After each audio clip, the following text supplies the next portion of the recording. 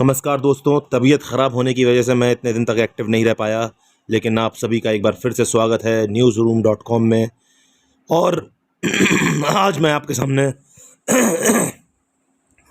माफ़ कीजिएगा, आज मैं आपके सामने सीमा हैदर और सचिन की प्रेम कहानी, जिसने गदर मचा के रखा हुआ है पूरे पाकिस्तान में, वो लेकर आ रहा हूँ।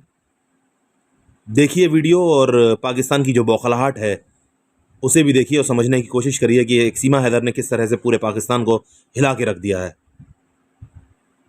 पहले कुछ सुर्खियां, उसके बाद पूरा वीडियो।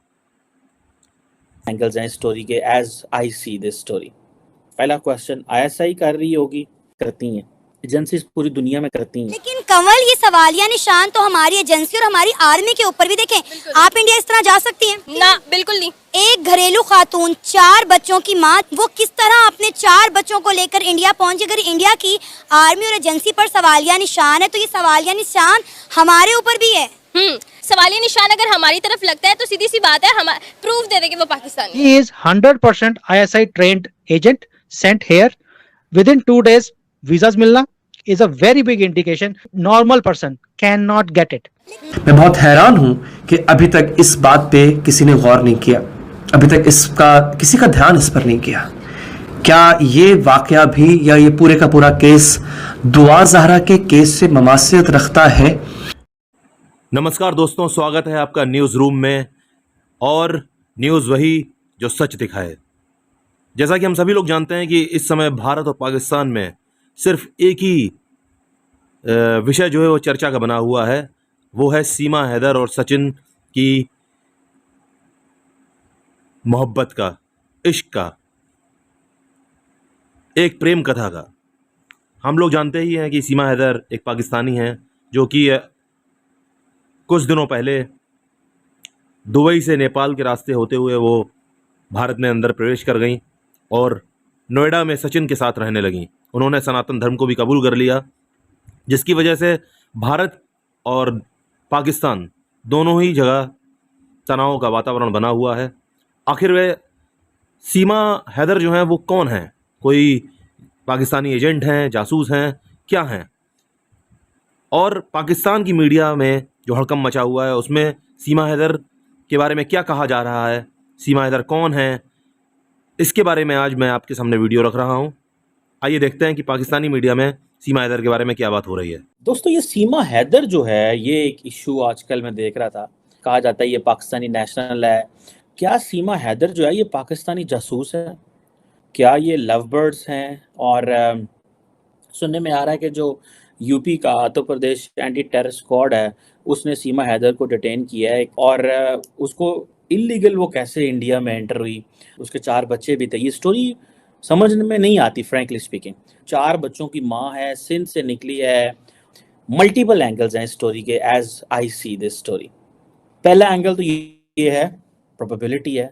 लड़की की उम्र बहुत थोड़ी है, 27 साल उम्र, लेकिन ये जो सारी की सारी एक्टिविटी है, एक्शन है कि वो पाकिस्तान से चली दुबई, दुबई से नेपाल, नेपाल से वो इंडिया आ गई, ये कोई नॉर्मल बंदा नहीं कर सकता। और अगर if you are not educated, आप हैं भी कहूँ से, अब इंडिया वाले क्या कहते हैं जी आईएसआई लिंक है, वो इंग्लिश में भी फ्लुएंट है और इंडिया भी इलीगली एंटर हुई है। अब इसमें डिफरेंट एंगल हैं। पहला क्वेश्चन, आईएसआई कर रही होगी, एजेंसीज पूरी दुनिया में करती हैं। अगर आपको याद हो, एक पाकिस्तानी कर्नल साहब जो थे उसको नेपाल में एक कंपनी ने, सो कॉल्ड यूएन अदारे ने बुलाया और वो पहुंच गए और फिर वो गायब हो गए। उसके बाद पाकिस्तान ने ढूंढा, वो मिले ही नहीं और आज तक मेरा ख्याल है वो नहीं मिले। दूसरा इसमें जो क्वेश्चन जो मुझे समझ आता है, वाकई प्रोबेबिलिटी है कि शायद हो, एजेंट हो सकती है। थर्ड थिंग इसमें यह है कि वो लड़का बहुत छोटा है, लेकिन इसका नेपाल पहुंच जाना लड़के के लिए इट रेजेस अ क्वेश्चन। लेकिन इंडियन सरकार इसको क्यों कर रही है?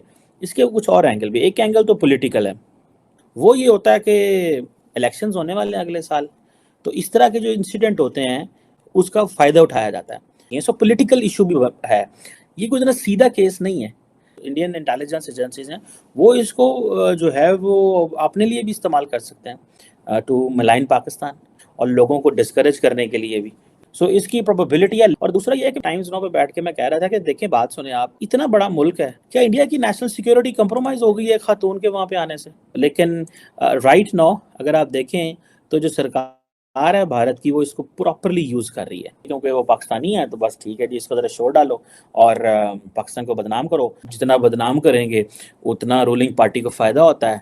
सो सीमा हैदर जो है, ये कैरेक्टर नीड्स मोर इन्वेस्टिगेशन। और फिर वो कोड वर्ड्स भी यूज कर रही थी, फूफी एंड फ्रूट जैसे कोड वर्ड्स, मुझे पता चला है।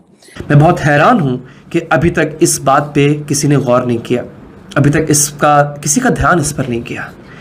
क्या ये वाकया भी या ये पूरे का पूरा केस दुआ ज़हरा के केस से ममासियत रखता है कि ये लड़की बेसिकली, बताया ये जा रहा है, शक इसका इज़हार किया जा रहा है, ये रॉ की एजेंट थी, इसको पाकिस्तान में लॉन्च किया गया था। और ये जो एजेंट्स और ये जो जासूस होते हैं, अगर आपको ये लग रहा हो फिर इसने बच्चे कैसे पैदा कर लिए, भाई ये पूरी रिश्तेदारियां वहाँ पे कायम कर लेते होते हैं। ये मैं नहीं कह रहा कि इंडिया से भारत गई है, ये हो सकता है पाकिस्तान में ही ट्रेन किया गया हो इसको। बेसिकली ये रॉ की एजेंट थी, इसको इंडिया वापस बुलाया गया इससे पहले कि ये पकड़ी जाती, लेकिन इसके पीछे पाकिस्तानी अथॉरिटीज पड़ी हुई थी, ये ऐसा कहा जा रहा है। अब कवर अप दिया गया है, इसका भारत में जो आना है उसे कवर अप दिया गया है कि पाकिस्तानी है, शादी हो गई, प्यार हो गया, इसको इधर आ गई एंड ऑल दीज थिंग्स, और ये सब कुछ कवर अप किया जा रहा है। भारत में शोर मचाया गया कि ऐसा एजेंट है, ऐसा एजेंट, ऐसा नहीं, ये असल में रॉ की एजेंट है, पाकिस्तान में ये रॉ के लिए काम कर रही थी, इस तरह एलेज किया जा रहा है। तो अब ये थ्योरी है, अभी ये हतमी तौर पर मैं कुछ नहीं कह पाऊंगा, ये थ्योरी है। लेकिन अगर इंडिया की भी थी तो इंडियन अपने ही एजेंट के वापस आने पे तो ना ढोल क्यों पीटेगा? मतलब ये बात मुझे नहीं समझ आ रही। इस किस्म के भी क्लेम्स आ रहे तो आरजू जी, पहली बात ये है कि आपकी तरफ से आई है तो गड़बड़ तो होगी। ठीक लोग तो आप भेजते भी नहीं है। देखिए, आप सोच के देखिए, अगर आपकी तरफ से आया है तो ठीक आदमी तो आ नहीं सकता।